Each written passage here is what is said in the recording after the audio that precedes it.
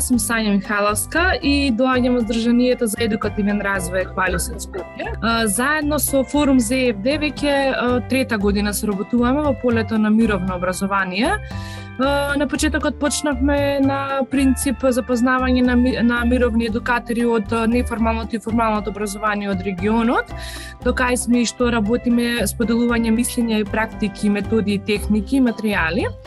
Па минатата година издадовме прирачник на Час по мир, кој е достапен онлайн и офлайн, и оваа година се решивме да разговараме со едукатори, младински едукатори, професори, лица од институции, да го слушнеме вашето мислење според вас на кое ниво и докаде сме со етноцентричноста во образованието и што може и каде може да се подобри. Да, фала Сања. Здраве и од мене, јас сум Арта Абдули, доаѓам од Здруженијето Центар за интеркултурен диалог од Куманово, а тука сум заедно со Форум ЗЕФД и Еквалис од почеток на мировно образование. Сега, што работиме на етноцентризам, значи ова е како втора фокус група со вас. Би сакале јас и Сања да ни се представите, кои сте и да ни кажете вашата улога во образование.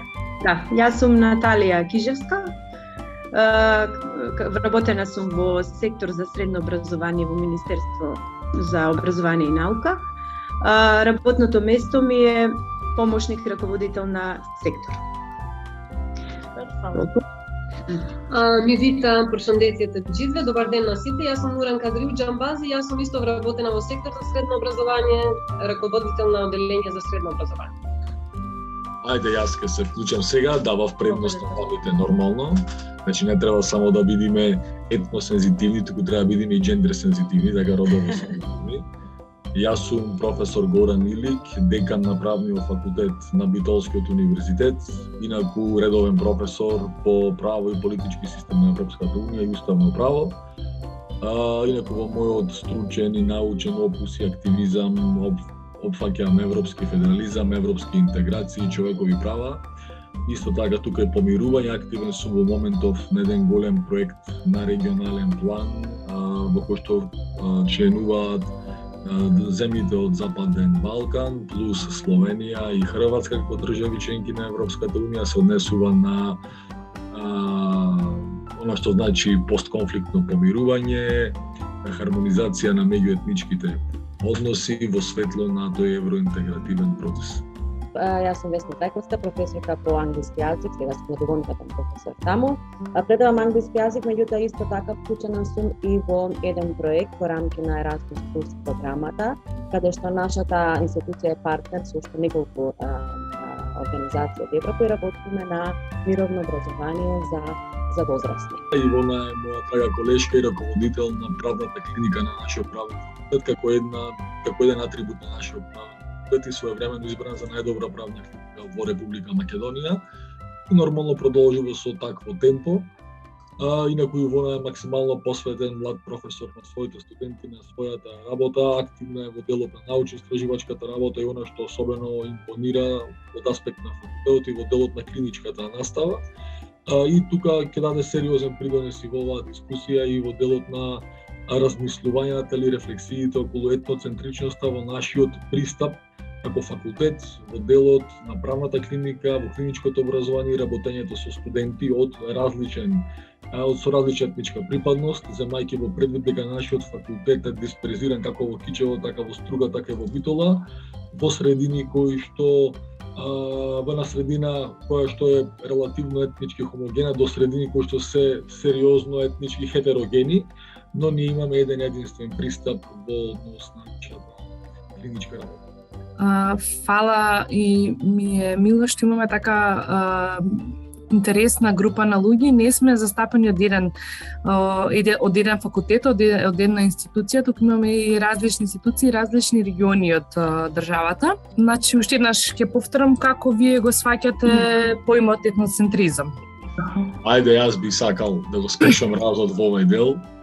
Најпрво, кога се зборува за етноцентризам, треба да знаеме дека еден кој што го искова овој термин или оваа комбинација на зборови од етничко и центристичко е Лудвиг Гумпловиц, тој е полски социолог. Инаку вака во најширок контекст етноцентризмот подразбира наша перцепција во однос на културите, етничката припадност или другите атрибути на идентитет на различните од нас. Значи тоа е можеби најширока формулација на етноцентризам и најсубјективистичка, бидејќи во основа, како во социологијата, така и во политологијата, ваквите прашања често пати се субјективизирани и произлегуваат од некои примарни агенции на социализација, тргнувајќи од семејството, па се понатаму во системот, и често пати се граничат со она што се нарекува и предрасуди, како ние всушност ги толерираме, како ние всушност ги третираме другите, односно каква е нашата интерпретација за другите. Така тука можеме веќе да ја развиеме дискусијата, бидејќи во секој случај етноцентризмот и етнополитиките и она што е сега актуелно во современата политолошка литература, во современата социологија, тоа се нарекува identity politics или политика на идентитети, што за жал повторно е актуелно на глобално ниво. Инаку јас сум во голема мера противник на етноцентристички позиции, на етноцентристички политики, на етноцентристички визир или светоглед, и тоа многу ми пречи и во Република Македонија, бидејќи нашиот систем за жал не е граден на либерално-демократски основи, каде што се афирмираат во најголема мера човекови права, слободи и така натаму, туку за жал се бира на етнички атрибути, што во голема мера ја проблематизира всушност граѓанственоста на македонската држава, од една страна, од друга страна сериозно врши интрузија или го нагризи во нешто што се нарекува либерално-демократски карактер. Што мислите, каква е моменталната состојба со етноцентризмот во образование и како се рефлектира етноцентризмот? Еве, бидејќи Горан ме представи, јас се инспирирав и од тоа што го слушав од мојот почитуван декан, меѓу другото, и ајде би сакала и да дадам и краток одговор на прашањето кој што го поставува Арта, докаде сме со состојбите во нашето образование. Јас мислам дека се уште се движиме со некои си бебешки чекори во таа насока. Ова е интересно што го зборува Горан, дека имаме некоја си промена прво во методологијата на концептот на образование, особено во основното образование. Мислам дека тука некаде се зачетоците на овој развој, додека пак во средното и високото образование се уште сметам дека сме далеку од некои си пожелни состојби. Токму заради тоа ние се обидуваме со некои си неформални активности да успееме да го воведеме овој концепт, еве конкретно кај нашите студенти. Спомна Горан дека ние сме факултет кој што функционира на 3 центри, од кои што, ајде ќе кажеме, едниот е со доминантно македонско население, додека пак другите два се со доминантно албанско или односно со мешано население. Доста од нашите студенти се представници на едниот и на другиот етникум и ние сосема солидно се обидуваме да ги споиме и едните и другите студенти за да тие функционираат на многу солиден начин. Од друга страна сметам дека за да почнеме да функционираме во некоја насока, прво треба да ги сензибилизираме лицата кои што се вклучени во образование. Значи прво ние треба да го промениме нашиот мајндсет кон овие прашања, за да можеме тој мајндсет понатаму преку нашите техники и тактики кои што ќе ги применуваме да ги наметнеме истите и на нашите студенти. Еве, јас конкретно ќе зборувам за мојата ситуација. Мојот декан спомна дека сум координатор на правната клиника, која што меѓу другото е давател на примарна бесплатна правна помош на ранливи категории граѓани. Работам со една солидна група од некои си 20 на студенти, кои што меѓу другото се јавуваат како даватели на правна помош на лица кои што најчесто се од ромската националност. За да се пуштите вие во таква, ќе наречам, авантура и да пуштите 18-19 годишни лица да работат, значи со ромско население, мора првично да ги подготвите вие. Како треба да се однесуваат, што треба да прават, на каков начин да ги прифатат околностите под кои што тие живеат, лајфстајлот кој што тие го водат и така натаму, така да дефинитивно значи мора да се работи прво на промена на оној концепт кој што го имаат тие деца во главите, односно што Горан претходно го спомена, различноста бидејќи тие за нив се различни, многу поинакви од нив по сите карактеристики кои што овој етникум во нашата заедница го има, што значи ние мора прво да го промениме концептот во нивните глави за да ги впуштиме овие лица да работат директно. Зошто викам дека тој концепт треба да се применува во образованието? Заради тоа што образованието е само еден стадиум од животниот циклус низ кој што лицата ќе поминат. И секогаш велиме дека кога ќе заврши образовниот процес кај луѓето, тие единствено што добиваат, меѓу другото е само едно ливче кое што понатаму треба да го пласираат некаде. Она што надвор од факултетите или надвор од училиштата децата ќе го понесат со себе како некои меки вештини, мислам дека многу повеќе ќе им служи понатаму во текот на нивната работа и на нивното функционирање во секојдневното живење, кое што е се повеќе етноцентрично во овој концепт. И затоа сметам дека можеби основата, односно базичните чекори кои што ние како држава треба да ги направиме, тоа е да работиме прво со лицата кои што се во образование, како и на кој начин тие ќе ја пропагираат оваа концепција во текот на нивната работа, а понатаму веќе преку примената и на новите учебници и на сите останати методи веќе да ги насочуваме и нашите ученици, нашите студенти да функционираат на начин кој што ќе биде прифатлив за овој концепт. Што институциите како засегнати страни во целокупното образование прават за да се промени состојбата на етноцентризмот во образованието? Вие веќе како професори спомнавте дека етноцентризам најверојатно највеќе се појавува во основното училиште, но сепак институциите како Биро за развој, МОН, па дури и факултетите што ги произведуваат професорите, што продаваат подоцна во основно и во средно, сте вие засегнати страни за да нема или има етноцентризам во образованието. Па што правите или што мислите дека треба да правите за да се намали или подобри оваа состојба со етноцентризма во образованието? Ние како сектор средно може само да кажеме во контекст на ова со етноцентризмот во Законот за основно и средно образование во 2016-2017 година имаме некои измени во кои што доделуваме грантови од 30.000 денари на училишта кои што ќе реализираат активности кои придонесуваат за развој и напредување на мултикултурализм и меѓуетничка интеграција и толеранција. Целта на овие активности е секако зголемување, значи на интеракција меѓу учениците, кои наставата следат на различни јазици, да се подобри, значи, ова меѓуетничка интеграција и да постигнеме меѓуетничка кохезија во образовниот систем. Активностите се реализираат самостојно во училишта, каде што наставата се реализира на повеќе наставни јазици, или во партнерство помеѓу училишта, каде наставата се реализира на различни наставни јазици. Тие групи балансирани треба да бидат во смисла на пол, по наставен јазик и возраст. Инаку активностите се реализираат значи се реализираат на најразлични начини.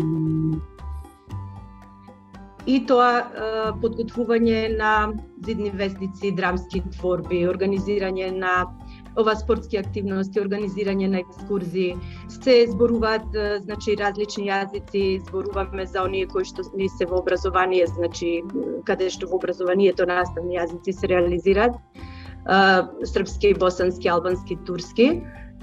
Така да значи ова ни е како еден чекор за да се рушат тие бариери меѓу национални, затоа што практично и ова етноцентризмот тоа на некој начин е, значи да како некој вид национализам каде што сопствениот народ го ставаме во центарот како надмоќен над другите народи. Инаку во контекст на ова, иако не е во наша надлежност, Значи има донесени општински стратегии за меѓуетничка интеграција и младинско учество во општините, и тоа во 30 општини веќе имаме вакви стратегии развиени, а во 15 се во фаза на развивање. Фала, господина Наталија. Мило ми е вака што има програми каде што може да соработуваат без разлика дали се нешто поврзани со образованието или дополнителни активности каде што може да соработуваат, затоа што пред овој разговор ние имавме разговор со младински работници и професори од основно и средно образование и главните причини зошто имаме толку етноцентризам ги пројавија затоа што имаме огромна поделба, физичка поделба на класовите, физичка поделба, се збори за две различни згради, учат Ивона повели. Токму тоа сакав да се надоврзам. Ја слушав госпоѓата внимателно во однос на тоа дека одиме во насока на, не знам, надминување на овие бариери преку тоа што ќе ги мешаме, ајде ќе речем, класовите, ќе имаме училишта во кои што ќе се спроведува настава на различни јазици и така натаму. Меѓутоа, сакале или не да признаеме, барем конкретно можам да зборувам за искуствата кои што ги имаме на локално ниво, се уште имаме активна, ќе ја наричам, сегрегација во образованието. Значи имаме училишта во Битола во кое што, да речем, доминантно учат припадници од ромскиот етникум. Дури и деца, значи, кои што учат во непосредна близина на тоа училиште, родителите не ги запишуваат во тоа училиште само поради фактот што голем дел од учениците се роми. Патуваат и по, не знам, неколку километри до следното основно училиште само за да не го запишат во училиштето во кое што има доминантно роми. Еве оваа година, например, имаше некои си напори во насока на тоа да се стимулира запишувањето во таквите училишта, значи им се даваше училишен прибор, им даваа таблети, значи на секаков можен начин да ги мотивираат родителите да го изберат тоа училиште. Истата ситуација имаме, например, и со наставата, например, на други јазици, на албански, на турски јазик и така натаму, како што зборувате вие, значи тие класови се физички одделени во сосема друга зграда од зградата во која што останатите ученици ја следат наставата на македонски јазик. И колку и да тука ние зборуваме за некаков си замислен концепт, тој во пракса не се реализира. Значи, ние немаме повторно мешање на овие деца во реалниот свет. Туку само како во некоја замислена ситуација, дека, например, во рамките на училиштето тоа и тоа ќе се одвива настава, например, на 3 јазици. Ништо не сме постигнали кога сите тие деца се физички издвоени едни од други.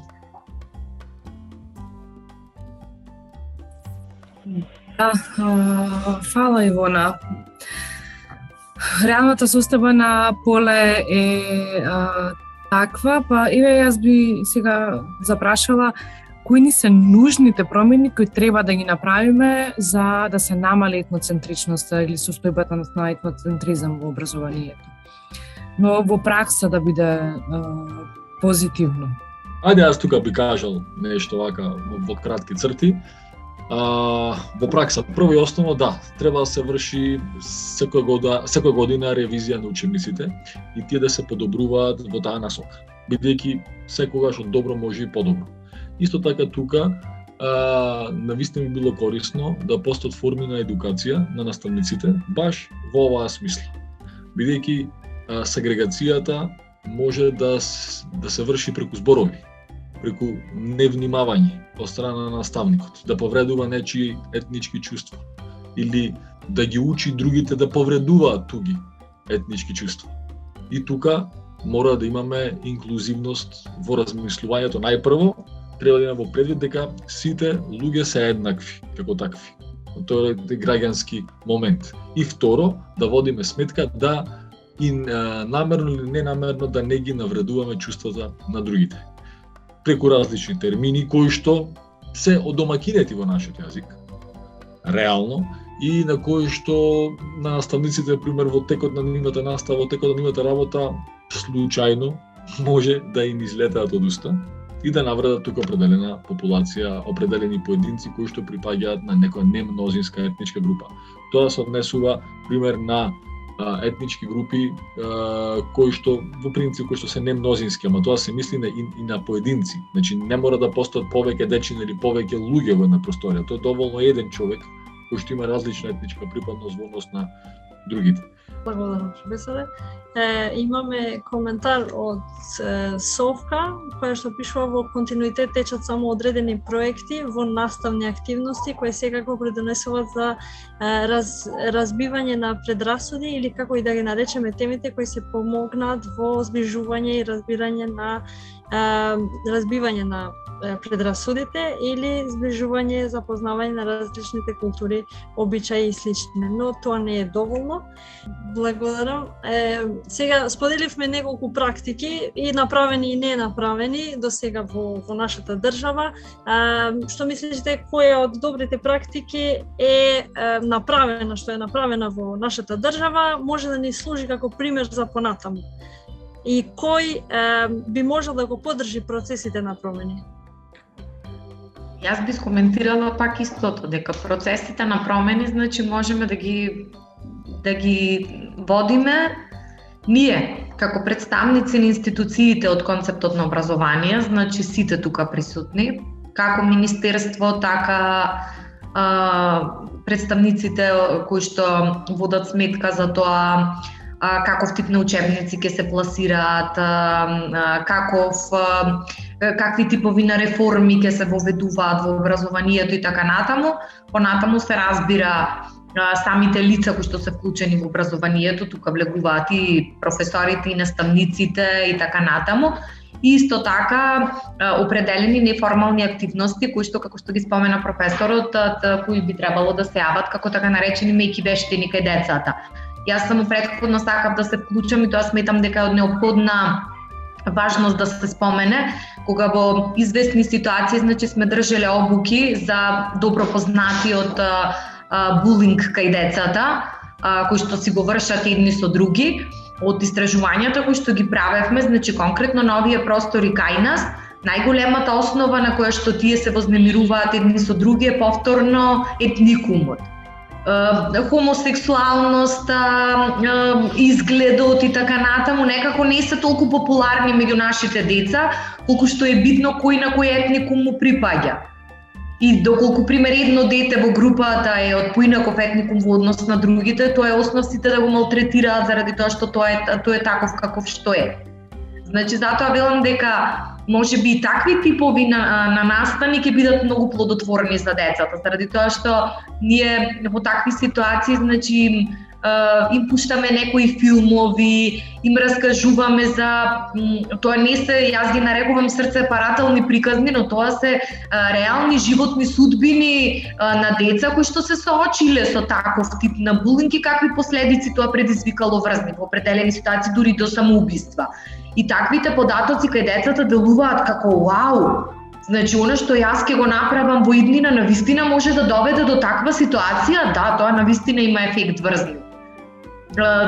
И такви типови на настани мислам дека ќе влијаат во иднина на промена на нивниот мајндсет. Така да сите тие, како да речам, некој микс од промени треба да се направат и секој од тие промени да биде чекор по чекор за да ја видиме она промена на големата слика. Инаку со парцијални промени значи само некои минимални ефекти ќе се постигнуваат кои што пак во големата слика нема да бидат толку видливи. Еве јас ја прочитала госпоѓа Совка, вели за професорот Горан Илик дека е космополит и само така со такви размислувања ќе може да имаме промени. И луѓето кои креираат политиките на образованието се клучни, недостасуваат дебати. Дали сте чуени, дали ви е дадена можност да го кажете вашето мислење и искуство и колку малку се слушаме? Предпоставам дека мисли повеќе за институциите, колку малку се слушаат меѓусебно и дали имаат простор професорите да дебатираат и да ги кажуваат своите мислења и ставови, затоа што јас сметам дека професорите се клучни и доколку професорите не се сензибилирани и доколку професорите не се однесуваат да не бидат етноцентристи, Министерството може да наложи било каква програма, но доколку тој што ја спроведува не ја спроведува правилно, можеме програмата ништо во фиока да си ја ставиме. Горан повели? Во секој случај така е, одговорноста тука во извршувањето на наставната дејност на сите нивоа на образование е клучна. И сериозноста и пристапот, бидејќи ова прашање мора да се третира на поширока општествена целина. Ова не е само дали некој предава, не знам, македонски јазик или албански јазик во основно или математика, треба да се има општествена одговорност на наставниците во целина. Ние мора да го разбиеме тој мит на туги јазици, кои што се зборуваат тука. Значи, мојата баба зборуваше 3 јазици, зборуваше влашки, грчки и српски јазик. И македонски четврт. Ајде, мајчин јазик. Значи, тоа за таа генерација воопшто не му била проблем. Значи, денес е проблем. Кај нас се донесуваше закон за употреба на јазици, за да не се наречи закон за употреба на албанскиот јазик, тука влегоха во страшна политичка криза. А ако, например, се стануваше збор за закон за употреба на турскиот јазик во Македонија, прашање дали ќе имаше таков проблем. Или прашање, или закон за употреба на српски јазик. Јас не знам дали ќе имаше таков проблем и дека дали ќе беше така буквално тој закон дека не идеше на таков отпор во општеството и да се подхрануваат сите националистички струи и структури во нашето општество, кои што се од една страна се тотално демоде, но од друга страна целокупното општество држава ја чуваат на дното, не држат долу. И не можеме буквално да се ослободиме од тие пранги на тој конзервативен некој национализам. Национализмот е секаде ист. И во Србија, и во Албанија, и во Македонија, и во Грција секаде ист. Прашање е само каде е побрутален. Инаку да, основната одговорност е на наставниците во таа фаза на примерна социализација. Би сакале да ви кажеме фала за вашето одвоено време, за споделувањето на вашите искуства, мислење и размисли.